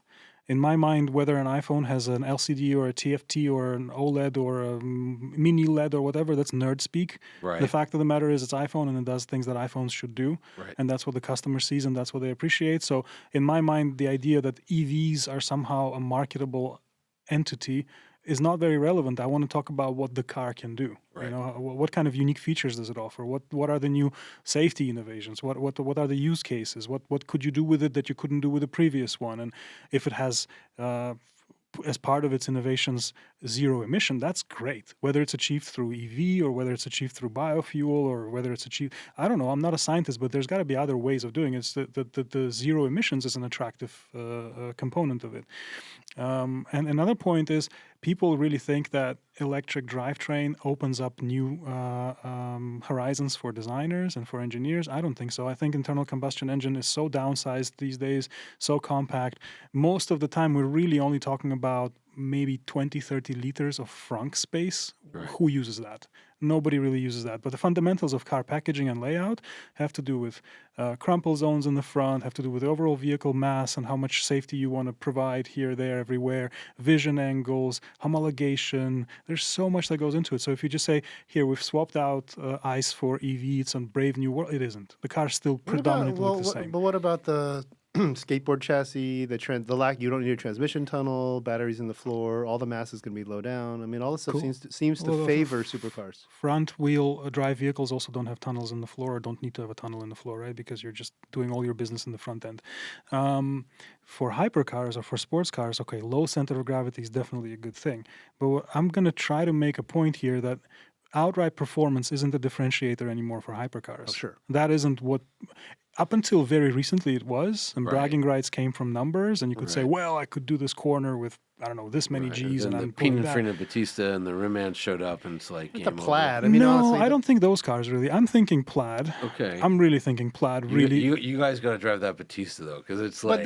But so few... Accessibility, I'll tell you, honestly, the thing that the recently, like literally last week, earlier this week, the latest Taycan was released. Yeah, and I read the numbers and I'm like, cool. All the comments on MotorTrend, Instagram was like, Plaid still kicks its butt in several areas. And it's like, it's hard to argue that.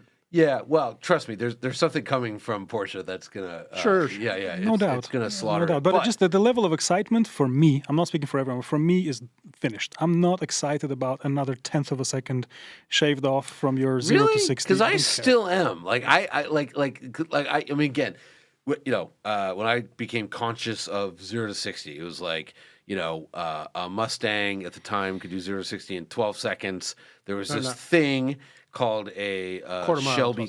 No. Oh, 0 to 60. No, 0 to 60 in 12 seconds. There was a thing called a Shelby Cobra, and Car and Driver got it to 60 in 4 seconds. Whoa. 4 seconds, right? It was probably it didn't, but whatever. Carroll Shelby, and then there was this Porsche 959. It was 3.6 seconds, and that stayed until the GTR showed up in 2008, which I proudly owned. Yeah, Yeah. You, For many years. You own that in Europe, Yeah. and you were driving it Awesome. around. Every day, taking kids to school, doing 300 kilometers per hour on the way to school, almost every And day. you wait, Dad of the year, working, father of the year. and you were working at VW Group at that time. That was Genesis times. And Koenigsegg, yeah. Yeah. Nice. And then I still think it's I love it. Like I love the go faster. It's so cool. Like I don't know. I think it's great. I don't know, man, because then again, maybe I'm just incredibly fortunate and probably spoiled. My sensory palette is saturated with outright performance to a point where there are points where it's not even enjoyable anymore, where you feel like, but like, let's say you are doing 2 Gs in the corner. Manageable. 2.5, 3. Yeah, your ribs hurt. Yeah. 4, 4.5. I mean, Right. when Adrian Newey says mere mortals can do lap times of a Formula One, can they really? And the enjoyable aspect of it is what I'm questioning. Not whether it's possible to sit in a vehicle that corners that fast. It is possible, but would you like that on repeat? Would you do that every weekend? Is there? We had Miles Nuremberger here, and I asked him that whole thing. The Valkyrie sounds awful. Valkyrie's a rough ride, man. I've driven that. You need a pair of those. It does not sound pleasurable. No, but it's everything about it's rough. But like, I don't know. I drove that Batista, 1900 horsepower, right? And my takeaway was like, that's the right amount of horsepower. Okay. This whole time, I thought it was 1580 in the Chiron, speed. Nope, it's 1900. That's the amount of horsepower I want. Like I loved it. I think what you paraphrased him saying in terms of every luxury exotic should have like this. Hypercar should have a V12. I think it actually is. It's the flex in the other direction. You can you'll be able to go. Theory of the leisure class. You'll be able to go fast. You'll be able to go faster, quieter, instantaneously in an EV. But the real flex in having a V12 is that V12 it's likely have to be handmade, right. and it's going to be like 10 times as many parts in that car just to get that thing to go. To go maybe 70% as fast as this EV you can get off the shelf. And it's like Gordon Murray's car, right? He's just like, okay, who cares about anything? The stuff I like is high revving, manual, 12-cylinder. Right. So in general, the development of Hypercar for the longest time was tied with the status quo in technology, and it's at least we should agree on the fact that it's finally become untangled. The development in technology doesn't necessarily facilitate better Hypercars anymore, right? Because the development of technology means going the direction of a quartz watch and a smart watch, but the customer and us as fans, we still appreciate the beauty of the mechanical, right? So we want to see the mechanism. We want to talk about what's cool about it, right? And all of a sudden, the timekeeping is so much better with all these other things. No but one cares. Who cares, Yeah, right? right. So No that's one cares. that's the fork in the road where Okay. Hypercar development is now a separate subject, not necessarily tied in with what's possible technologically. So then what? By the way, that'll be makes- I bet you that's the social clip that they pull for this. Nah, that's too nuanced. No. Trust Let's say me, something it'll be like Say something more provocative. a poop joke or something. What then defines a good hypercar? Right. Holy shit factor. But just design. No, experience But like on all levels. But here's my take on that. Is that I've and James, forgive me, but I was riding around with my buddy. He had a Diablo SV, Monterey edition, just the greatest. Sure. Like I loved it. I'm driving it, and driving. In my mind, I'm at 5/10, so I'm going to go up to about 7/10, and we get to about $5,000, and he's like, "Whoa, slow it down, whoa!" And I'm like, "Huh?" He's like, "I never drive it that fast." Oh. So, and I've seen this happen. Another time, I was in a C6 ZR1, 638 horsepower, and I just started at MotorTrend. And my buddy was like, "Dude, you gotta let me drive it." This guy I grew up with. I'm like, we're in Camarillo. All right, out on the farm road, and like 3,000 shift, 3,000 shift, and I'm like, no one even drives these things, right? Like, you know what I mean? Like, and these are guys that own them, and my buddy had a lot of. He had a GTR, he had a GNX, he had all these big, heavy metal cars. So, like, if it's not outright performance, like I don't know. I guess I'm struggling with like, well, then what's a hypercar? That's why I like the Chiron, because it pushes the envelope in terms of performance. I think pushing of the envelope in terms of performance is again, speaking just for myself, is finished. Because the next time the new production car land speed record gets passed on to a new contender, is going to be over 500 kilometers. It's going to be over 300 miles. It's probably going to be on a public road. If you want to do it the right way, you drive both directions. If there's a wild animal or a loose rock, it's just dangerous. And actually, even the test drivers who've driven that fast, and I've spoken to all of them, or many of them, and they say it's utterly unpleasant. Like, I don't want to do this again.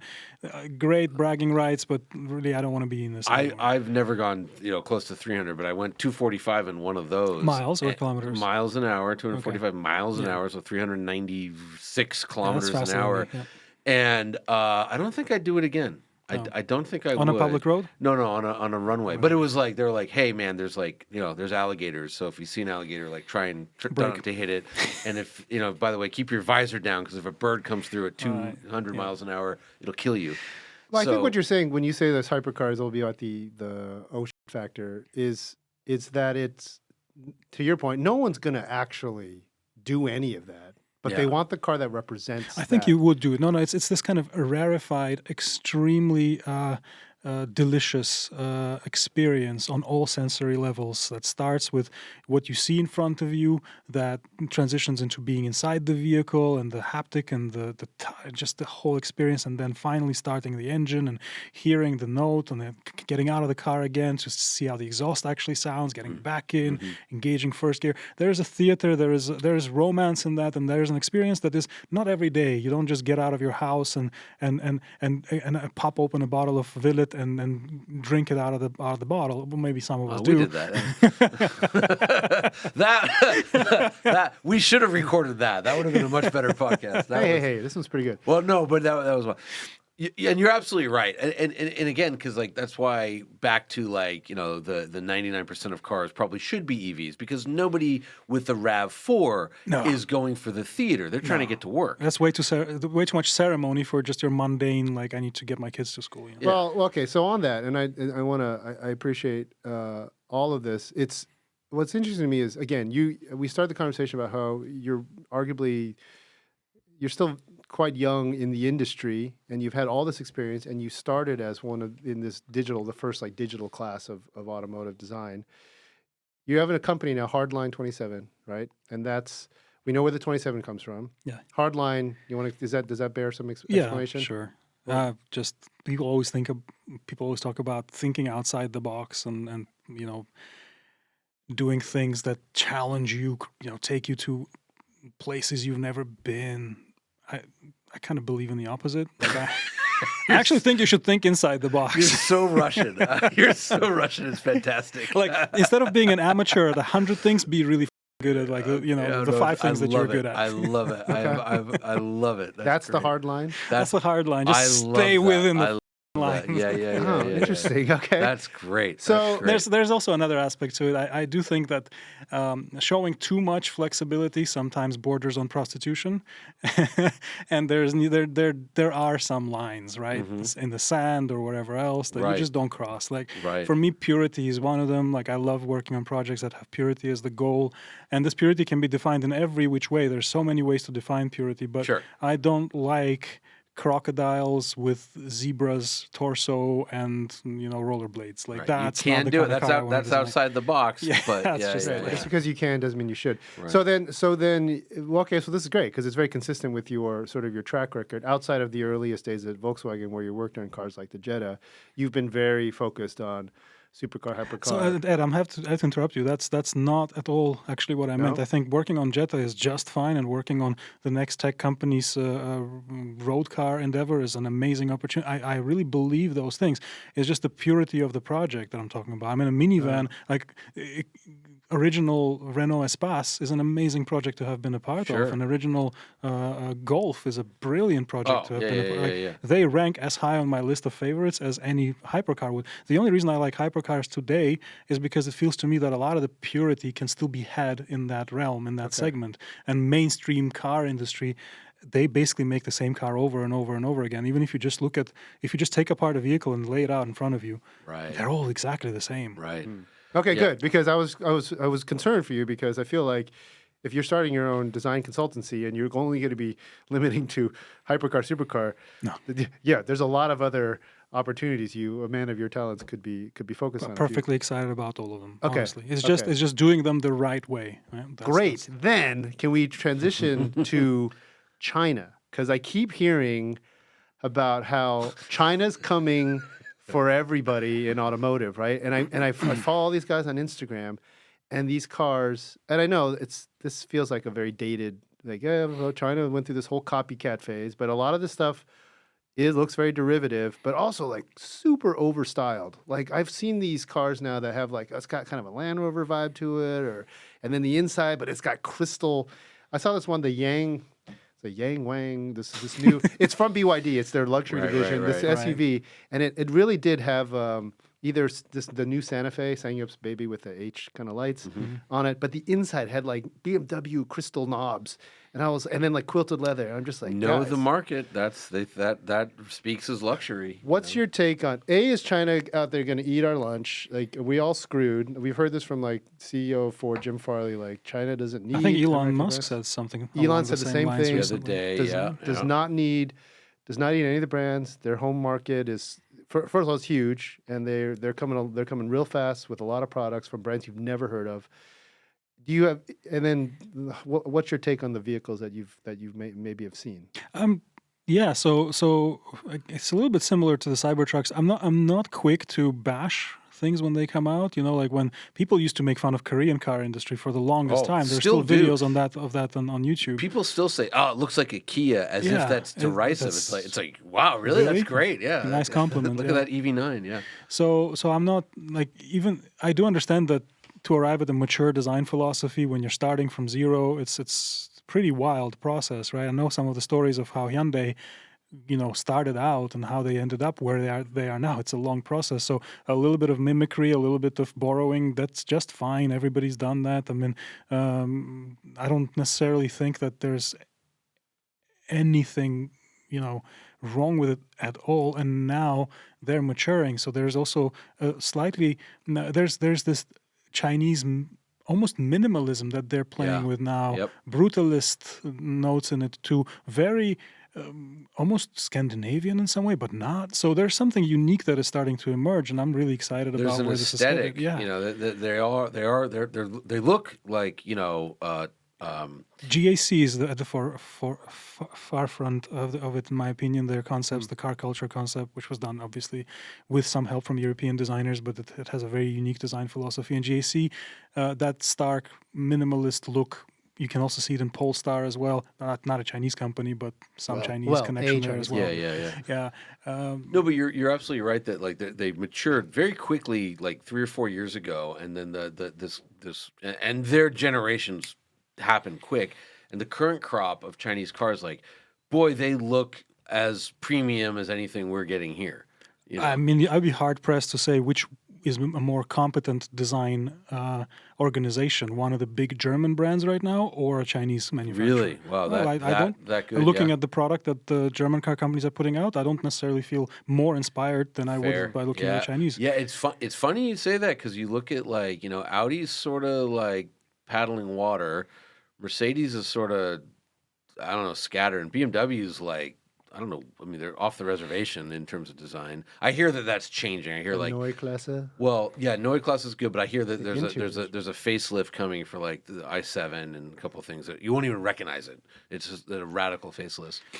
But it's an interesting observation, though. Have you a guy with your credentials must have been approached to work on? Have you done any Chinese like products? Within Hardline 27, we did have a few Chinese clients, and we've had a great working relationship. I have nothing to complain about, and I've been repeatedly approached to relocate, move to China, do something great, amazing packages on offer. No, I wasn't tempted, not yet. I mean, I am a father of 2 kids. We have a family, and we did a lot of traveling that is inspired by my kind of career dreams, and working for Koenigsegg was one of the most recent travel kind of. How many languages do your kids speak? Russian, English, German, and they understand Swedish. How about you? Russian, English, and German. No Italian? Didn't. Italian, I understand, just because of how much time I spent there. And when I lived there or when I worked there, I was forced to speak it often enough in some engineering meetings, or I had enough to get by, but I don't think I could do that right now. Right. And you wound up, you're like in Manhattan Beach? Yeah. Yeah, I mean, what? Nice. Yeah. Nearby. You're not leaving Manhattan. Why would you leave? You know. Yeah, no, it's difficult to leave. But I think, I don't know. Let's see. I always get bored. Okay, fair enough. Tell me about driving a GTR while working for Genesis in Europe. You were, because I remember that popped up. I think I read an interview. I might have asked you about it. You were just, you love that car. You doing that because it was new at the time, right? No, not that new. So when it was new, You were my group of friends at VW and myself included, we were all in love with it. The show car came out. It was this pretty cool 7-spoke or 9-spoke, really beautiful wheels on that.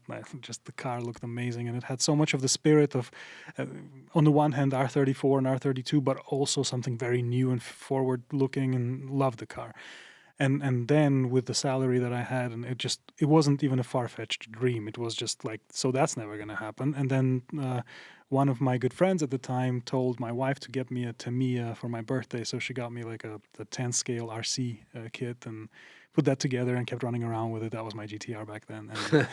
And, and then I waited for my very first opportunity, financially speaking, to buy it, and I went out and bought it. What was? Can I ask you, when the R35 came out, like 2008-ish, within like VW Group and specifically like the Porsche guys, who I think the GTR really forced the 911 to get a lot lot better. Get rid of that McPherson suspension in the front. Yeah. So what was the mood when that thing came out? Were they like, oh boy?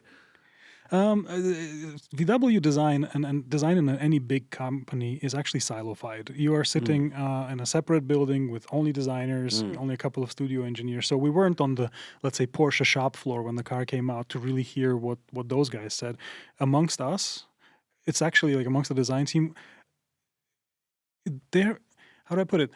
Everybody just loves cars. The allegiance to your employer is far weaker than your passion for cars in general. So nobody was like, oh, damn, what are we going to do now? Porsche doesn't have an answer. No, they were like, oh, this thing is amazing. It kicks Porsche's ass. Like, how cool is that?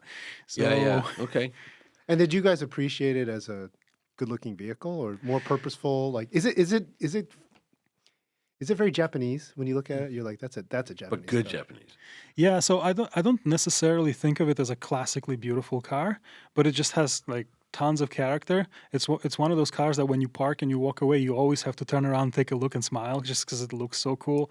It does have good proportions in my mind. You know, the overhangs are short, the front is nice and stubby, and the cabin is squashed a little bit, has a bit of a hot roddy feel to it, and wheels are in the right place.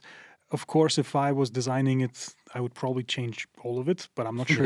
I'm not sure it would be for the better, just because I like what they did. Yeah. I hope people remember it fondly because I hear so many like younger kids. It's heavy. Yeah, and I did some track days on that thing. It drove circles around almost anything else. I remember when that thing came out. I ran into like a pack of it was like 3 Ferraris, a Viper, and like an M6, and up in Angeles Crest somewhere. I just smoked them. It was like, they hated it. They're like, but like it's like a cheat code. Yeah, but also.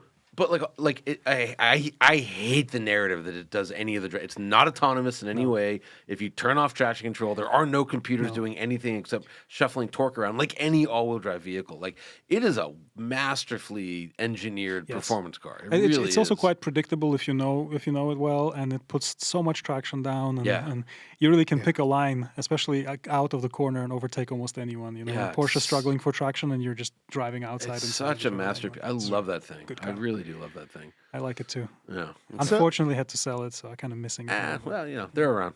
But by the way, it didn't depreciate, which is another interesting point. On a car of, let's say, relatively not expensive value, these things usually depreciate like crazy. And this thing, I sold it for exactly the same money. I keep looking for, what was the one you had? You had the 2012 Black Edition? Yep. I keep looking for that one, and they haven't budged at all. They're still $80,000. Yeah. It's like... So you're again, I keep going back to you being this digital car designer. You kind of entered the space right before the iPhone came out. Yeah. What was it like? When was it? 06? iPhone? 07? 07. 06, Yeah. 07, yeah. iPhone I would was say 07. 7, Yeah. What is your take on having to design vehicles for that whole generation and the screens and everything that's coming into the car, including this future that we're looking at where theoretically cars will do more of the driving and there's games and videos and the AR, VR available in the car. Is this horrify you? Are you excited about in any way about this prospect? Is it different? Do you think it's different for you as a car designer to have to factor in that people are just sort of more distracted? They're always looking at this thing, or now it's going to be the Apple Vision Pro, like these guys driving around Cybertrucks. wearing it, right? Do you think about this stuff in terms of from a designer standpoint? Yeah, so I think that the whole screen fetish is just a passing thing. That's just not great for anyone involved. I don't think anybody enjoys browsing through menus to find the seat warmer. Like, that's just not an enjoyable experience. It's new, it's novel, and it's a bit of a stamp of the time. It's the zeitgeist that you need to have this screen on the interior, and the wider the screen is or the more dominant, that's going to go away, I'm sure. There's going to be other ways to communicate with a smart vehicle that don't involve browsing through menus on the screen. Maybe it's voice, maybe it's holograms, maybe it's projections, Neuralink level. I don't know, but I am excited about this stuff. I have this deep passion for the historic stuff, old Ferraris and sports cars and such. But I'm also very excited about the future. I'm like you said, I brought digital design into the picture when I started out as a young designer. I was really a proponent of it, and I love new things that come to the market. I always try everything that is fresh and new, but I'm not religious about it. I won't just use it because it's new. I won't just believe that it's better than what we had yesterday because it's new. I like to think, almost as a neutral bystander, to look at a piece of technology and think, does this actually enhance anything, or is it just like the screens in the interior, kind of a passing thing, fad? Just live through this phase, and then it will be soon gone. Right. Yeah. It is funny how like if you look at like the Mercedes Hyperscreen or like the Cadillac Escalade IQ, whatever, the electric Cadillac. You can't make bigger screens. No. Like you physically, you'd have to go outside the vehicle. Like the mirrors would have to be screens. You know what I mean? And even if the vehicle is autonomous, I don't think it's good to take eyes off the road, because you're in this moving object. There's a lot of kind of panoramic vision that is occupied by stuff happening around you. And then you have to divert attention to a screen. It doesn't matter how autonomous the vehicle is. You want to be looking outside. That's why we worked with this company called Veyron a couple of years ago. They were doing a lot of hologram work, and I tried out their tech. It's windshields that are fully kind of augmented, and you get depth perception too. So you don't just get something that hovers in front of your nose, but you get a sign that hovers over the intersection, exactly where the intersection is, telling you to make a left there. And you can refocus on that intersection, and that's where the arrow is. So the depth perception changes everything. And then they were doing lots of cool things with bringing gaming into these systems, so that the passenger can engage in, I don't know, like finding Pokemons or whatever. But there is this engagement between the reality outside the vehicle and the content juxtaposed, but not with a little pop-up display in front of your face, but at distance. Yeah? Right. This stuff really is like, you think, if a car had that, who needs a screen? At what point in time do you actually need a glossy, fingerprinty thing in front of you? This is true. This mixed reality is what they call it. Yeah, I mean, augmented reality. In Mercedes and BMW are doing that with their nav now, which is pretty interesting. Right. So I think it's going to get phased out. I don't believe that they'll stay. But what's that's the last question for me. What's in All your right, what's in your personal collection? What cars do you? I don't have a personal collection. I'm investing a lot of my time and money at the moment into a much bigger project than buying stuff. So. Which is the company? No, we're gonna build something under our own roof, under our own name as well, and it has wheels. It may or may not. It may or may not debut this year. So we're working very hard, flat out, on something cool right now. Yeah, it obviously has with four wheels. Obviously, okay, obviously with wheels. Under this as Hardline 27 branded, or is there a new to be communicated. Ah, interesting. Ah, very nice. All right. Yeah. Well, I might know a little bit more about that, Yeah, but I'll but- keep it under my hat. okay. You're under his hat. embargo. I'm under embargo. Thank you. Yeah. Well, this was awesome. Cool. Yeah, this is phenomenal. This is great. Thank you. Next time we'll do a music and whiskey session. But Nice. Yeah. That's a good idea. Yeah. I can't say a lot about whiskey, but you'll You contribute. know what? You were a very good consumer of whiskey. I'll just say that. That was I Ubered. It was one of them nights. It was a lot of fun. Good drinker and proud of it. Yeah. Well, Sasha Selipanov, Yes. founder CEO of Hardline 27. Thank you so much for coming on The InEVitable. Thank you, gentlemen. It was a great pleasure. Thank you.